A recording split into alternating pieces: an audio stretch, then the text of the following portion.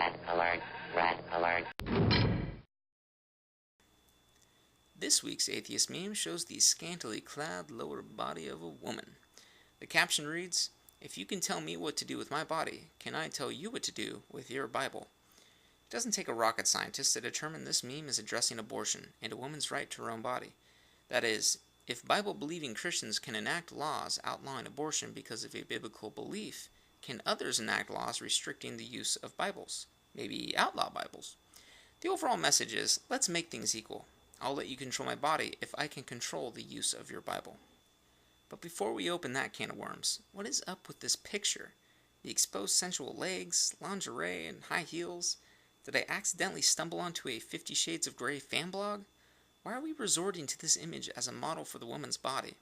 I mean, many other more modest pictures could convey the same message, yet here we're given a very sexy image instead. Almost as if the creator of this meme is trying to use sex appeal advertising to win you over to the pro-choice position. He or she must work as an advertiser at GoDaddy.com. This is really my first main objection to this meme. The pro-choice position has a very pro-woman connotation to it, striving for women's rights and equality, yet our image is the objectified lower half of a woman's body. It seems hypocritical that an argument centered around a woman's right is represented with such an objectified image. But regardless of the poor choice of imagery, the real issue with this meme is the whole "it's my body" argument. This is a classical defense for abortion. That is, the argument that the prenatal human is a part of the woman's body, and therefore the woman, having rights over her own body, should have the only say in the life of the prenatal human. To suggest she cannot terminate the prenatal life inside of her, you are saying that she has no right to control her own body, a violation of her civil rights and human rights. But as strong as this argument may sound, it is actually weak, and can be refuted in two ways, scientifically and with analogy. So put on those latex gloves, fire up those Bunsen burners, and for the love of God, put on your eye protective goggles. 'Cause it's time to enter science mode. The scientific rebuttal is that the prenatal human is unique and different from the mother and father. The prenatal human has its own distinct DNA, separate from the woman, meaning that it cannot be considered a part of the woman's body. To prove this, all one must do is understand how our immune system works. One of the ways our immune system keeps us healthy and fights off sickness is by attacking anything foreign inside the body, like a virus or bacterium cell. So if a prenatal human has its own identity separate from the woman, it should be perceived as foreign by the woman's immune system and attacked. And this is exactly what happens. According to the Reproductive Immunization Association, the only way the mother's immune system can be prevented from attacking and killing the prenatal human is with the placenta.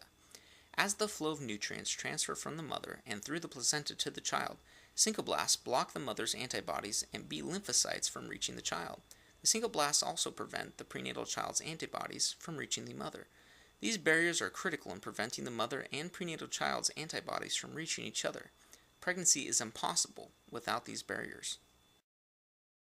Sir Albert William Liley, a New Zealand medical practitioner and pioneer of fetal medical techniques, once wrote, "He also solved single-handed the homograph problem, the dazzling feat by which the fetus and mother, although immunological foreigners who could not exchange skin grafts nor safely receive blood from each other, nevertheless tolerate each other in parabiosis for 9 months. So how could the prenatal human be a part of the woman's body if it sees the woman's body as a foreign object to attack?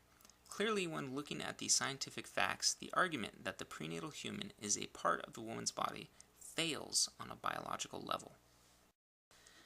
There are also inherent contradictions that point to flaws in the claim that the prenatal human is a part of the woman's body.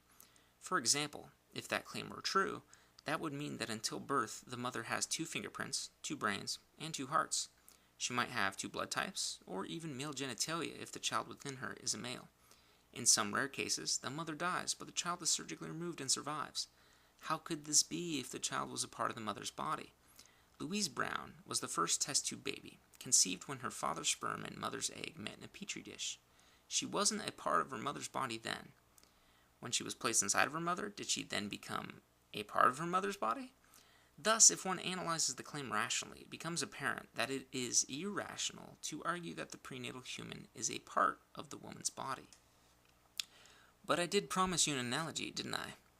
Let us say a man approaches a woman and decides, "I'm going to rape her." Is this man justified in his decision to rape her? I hope you would answer no.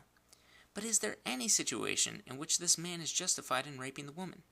Surely you would agree that there isn't any situation that would justify the rape of a woman. But doesn't this man have a right to his own body, and therefore the right to do whatever he decides with his own body, even if that means raping a woman? No.